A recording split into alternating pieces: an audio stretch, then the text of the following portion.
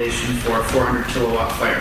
Dr. Welch graduated with an engineering degree from Cambridge University, UK in 1987, followed by his PhD in diesel combustion at Cranfield University in 1996. He worked at the Fire Research Station, BRE, for 8 years and joined the BRE Center in Fire Safety Engineering at the University of Edinburgh in 2004. His main research interests are in the development and validation of computer modeling methods for fire-related problems in building and transport applications, including combustion and toxic species, smoke, generalized models for thermal and structural analyses of protected steel structures, and sensor link modeling, including intelligent egress and fire behavior in energy-efficient buildings. He teaches a range of advanced topics in fire and is responsible for the Edinburgh Master of Science programs in this area, SAFE and INFSE. Stephen? I would like to inform the speaker that you have 15 minutes to talk on the yellow minutes that's talking to us. Right, thank you very much for battling through all the bio, Chris. Some of it's relevant because the tests I'm going to talk about today were what I did when I was at BRE working at the Fire Research Station several years ago. And the work actually was done by Mark, who was one of the INFE students who graduated last year. So I encouraged him to put the paper forward. He then got hired by a company in Australia, so he said, it's over to you to present it. So that's how I come to be here today. But credit to Mark for actually doing the work. We're talking about smoke model validation using CFD. We've already heard a few views on this topic today. Sometimes there's different opinions about how ready CFD is to solve these problems. But of course, there's always limits to validation. And one of the limits may be when we look at smaller fires in larger spaces or in large complex spaces. Small compartments, well stratified, things might be reasonably well defined. But you'll find you can come up with problems that are more challenging. So we addressed this particular problem in the context of the full-scale fire tests that were done in the live building fire test facility at BRE Carrington back in 1998. Altogether, there were 12 fire experiments. There were some repeats. We looked at different fire sizes from the 400 kilowatt, which is what I'm talking about today, which is defined as a small fire, up to 2 and 5 megawatts, which are typical design fires.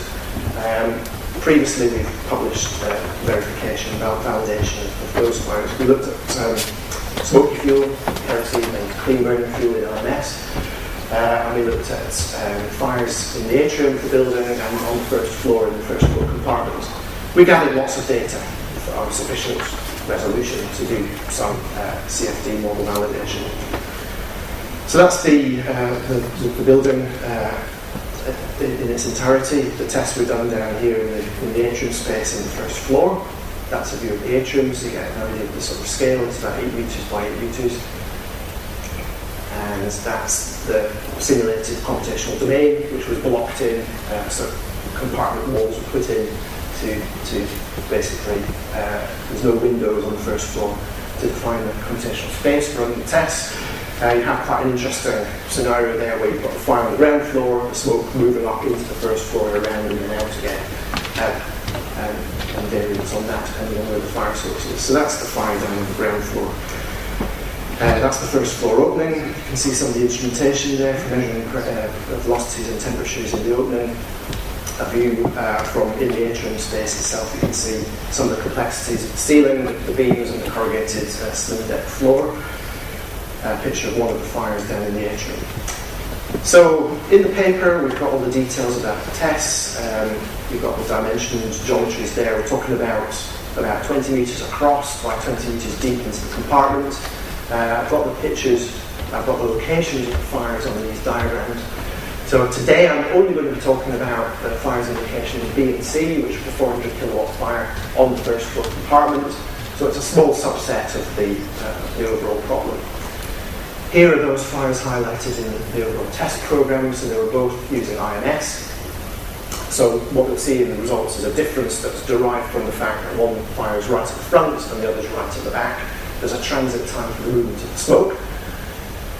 I'm not going to talk about our previous work. It was published back in 2004, the fourth fire explosion hazards, when we used Jasmine and Sophie and zone models to explore things like, well, we didn't use the zone models for this, we used the CFD models to demonstrate this complex three-way flow in the internal opening with hot smoke coming out from the fire into the first floor, out in the middle, and then in again at the ground. Which is an interesting problem in its own right. We've since studied that with other codes, including FDS and Star CCM. Pass over all of that because I've got time to talk about it. But basically, in summary, the FDS, the difference between the RAMs and the LES models was quite limited. So there was a broad agreement we were able to recover the flow fields from those larger fires using these different modelling techniques. Less success with Star CCM, but that's for other reasons. So, what I'd like to talk about today, in the time remaining, is Mark chose to use FDS5, so it's done with FDS, used commonly around the world. The meshes that he used are listed here, basically quite coarse mesh. We've done a mesh resolution study that I'll mention towards the end. Slightly more refinements around the fire tray itself. In the 3x3 area around the fire tray we have 10 centimetre cells, and looking at those fires that I already mentioned. So the heat release curves for those fires are here for various reasons. The prescribed heat release in FDS for the front fire was slightly on the high side, but that's just to explain why the temperature is slightly higher for the front fire. So, getting straight to the results, we're going to look at the steady state results first. It's easier to produce an agreement in the steady burning phase of the fire when things have settled down, everything's nicely stable. Come back to the transient phase of the fire in a minute. We're going to look at temperatures on the first floor at the back, that's T2, and at the front. In the internal opening, that's T10. In the middle of the atrium and the external connection to the outside environment. Okay, so this is with the fire at the back. We've got a temperature curve from the first floor. We've got one in the internal opening, one just toggling back 15 is in the middle of the atrium, and this is at the external boundary. Okay, so reasonable agreement. You couldn't probably ask for any more considering the uncertainties both from the model and the experiment. We haven't got actual error bars on the curves, but they're in broad agreement. With the front fire, remember, the heat release curve is slightly higher. I think it's actually the results of this fire, which we include in detail in the paper, so this is really for comparison purposes for this presentation. With the front fire, the temperature is slightly higher. Obviously, the heat release is slightly overprescribed. So there's nothing really surprising here. You could argue that this is probably not acceptable. But let's put that on hold. Let's now look at the transient results because they're slightly more interesting. So at the back, T2, with the fire at the back. So you would expect there's no time delay between the fire and establishing the smoke there near the fire. So we at 60 seconds here, these are plots of temperature profile at these different locations. At that particular location, at the back, next to the fire, at different times. And broadly, again, we have a good agreement, so we're quickly able to reproduce the conditions near the fire. Slightly increases with time. We've got some full prediction at 600 seconds. We don't expect the CFD to be brilliant just near the fire because we've got complicating factors like radiation. Pretty sure we have these are thermocouple simulated temperatures anyway, so some of that should be corrected for in the simulation. Looking at the opposite end, with the fire at the front, at the same location, so temperature at the back, we've now got this big discrepancy. So the time delay for the smoke to get to the back of the compartment. And you may think, well, of course, it's harder to predict something that's further distance from the fire, particularly during the transient phase. But as we saw when we looked at steady state, results they're pretty good. So by 600 seconds or 10 minutes, things have stabilised. Coming to the front, so looking at temperature predictions at the TC tree number 8, right at the front compartment with the fire at the back, exactly the same, mirror symmetry. We've got this big delay. Eventually the temperatures are correct, but it takes a while for them to reach the front. Vice versa, the same as we had with the fire at the back.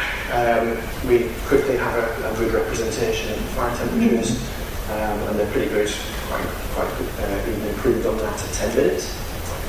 Looking in the internal opening, I'll skim through these fairly quickly. Exactly the same. Fire at the back, there's a time delay, no surprise there. The only real difference between this and the one I showed you already is in the internal opening, the prediction is slightly better. So there may be a flow field effect, maybe the smoke is coming from the back of the compartment. It's not quite going with remnant thermocouples that it did in the experiment for various reasons that I'll come to in a minute. But it's basically the same idea, that you've got an under-prediction at early times that eventually disappears. With the fire at the front, that's much less evident. Smoke is quickly reaching the internal opening from the fire at the front. In fact, we have in this case over-prediction from FDS. So the layer is getting hotter quicker, but the fire was slightly too big. But broadly, with the fire at the front, it's the same sort of idea, it's quite good. In the atrium space itself, same idea, fire at the back. Obviously, we expected this to be the case. If it hadn't reached the internal opening, it would have reached the atrium. I'll spin through these. Finally, the external opening, the same sort of message. So, of course, those errors could be affected by all sorts of uncertainties in the model. Things like the heat transfer, are you losing the smoke, are you losing temperature from the hot smoke layer to the walls at the right rate? You need to invest some effort in solving that part of the problem. We looked at surface temperature predictions in comparison with the experiment, and they're broadly in agreement. I think you can't argue that this sort of discrepancy is going to lead to a massive error in temperature predictions. We looked at velocities, and as we've already seen in the profiles, I mean, the predictions of layer heights were essentially very good, so no surprise here that the flow field is broadly in agreement. The experimental velocities were a bit variable and quite hard to compare with in detail, but broadly they're okay. Okay, so we then came to looking at every CFD modeler should do a mesh resolution study. How big is the influence of the numerical grid? So Mark actually went backwards to make coarser meshes. He only made one finer mesh, just to look at the sensitivity. You could argue that some of these meshes are far too coarse, but at least we can see the significance, the impact on the predictions. With the finest mesh, we're talking about several hundred hours of computational time, so getting beyond there without, I think we used 2 meshes for the domain, without introducing more parallel grids, gets a bit computationally restricted. What difference did that make? Well, you can see at the back there, as we refine the mesh, we ratchet up towards the experimental predictions. That's the coarse one, the finer ones are next to the experiment. So there's some improvement in the direction that we hoped, but it's not a drastic effect. It doesn't solve the problem at the front though. So the fluid dynamics problem has not been solved by using a much finer mesh. We still have this drastic under-prediction at the front. I'll just spin through the other slides here, but you can see that the mesh resolution study is producing very similar results at the same location. So the final thing before I conclude is just to discuss the point that's not really addressed in great detail in our paper. What's the reason for this time delay that we're seeing in the predictions between the fire at the back and the temperature developing at the front? It's of the order of 100 seconds at least. Could it be related to the actual experiments? Could there have been a draft? Could there have been temperature stratification in the compartment that led to that being the case? It's probably unlikely. It was entirely sealed. The whole facility is inside the Carrington hangar, so there are drafts in the building, but probably not very significant compared to what we're seeing there. We have to consider the thermocouple delay. There were 0.2 mil type K thermocouples. You can do the calculation by hand. It's very, very short, the characteristic time of the thermocouple, so that's probably not it. The grid is not a perfect match to the geometry. So we're using beams that are slightly bigger in the model than they are in reality, but I don't think that again could be the case because the under-prediction extends much deeper than the beams. So then we're into, is it numerical? Is it we've converted the solution properly? That should be related to grid resolution. So when we go to a finer grid, we're enforcing a smaller time step and a better convergence. and we didn't see a drastic effect, and we saw it didn't solve the problem. Okay, so all of the ideas I had to resolve the problem, we can probably dismiss, not entirely, but in part. Other people, of course, there has been a proliferation of studies in fires in large spaces in recent years. Candido did some nice experiments, and Cheryl's reported some as well. Their results don't show any consistent agreement with ours. So I think we're going to need further work to finally resolve what's going on with the underprediction here. But it's not all bad. In conclusion, we have a broad agreement, especially for the steady state burning conditions. We had a good resolution of the fluid dynamics, the layer height. We demonstrated that our intermediate, reasonably coarse mesh was generally sufficient for the demands we were putting on it. But obviously we've got some underprediction of the sealing jet that hopefully could be resolved by further work. The final thing to say that is probably not all that critical for practical cases. The temperatures where I'm saying we've got underprediction that we're not predicting are of the order of 10 degrees Celsius. So even if it's a boundary condition for a structural model, it probably doesn't make any difference. But potentially, if you've got lack of stratification, you've got the smoke impacting on visibility issue, it could be something that you want your CFD model to be able to do reliably. Okay, so I conclude there. Thank you.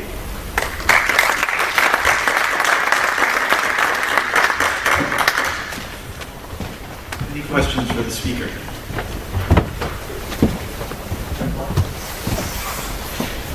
Paul Pilt from Portugal, Portuguese Institute of Bregança. Thank you for your excellent presentation. I have one curiosity. Why did you use thermocouples with 0.2 millimeter? I didn't design the experiment. Why are they so small, do you mean? Yes. Do you remember, Gordon? It's quite a long... I actually joined Fire Research Station when the tests were already getting going in 1996, so I wasn't part of the experimental program. Could you argue about, I mean, does it make a difference for the large fire test, the post-flash-over fire test? We used, I think, 4 or 5 mil thermocouples, which are more robust. You can look at the impact on the discrepancy between the gas and the thermocouple temperature, but I hope it's not too large. Okay, thank you.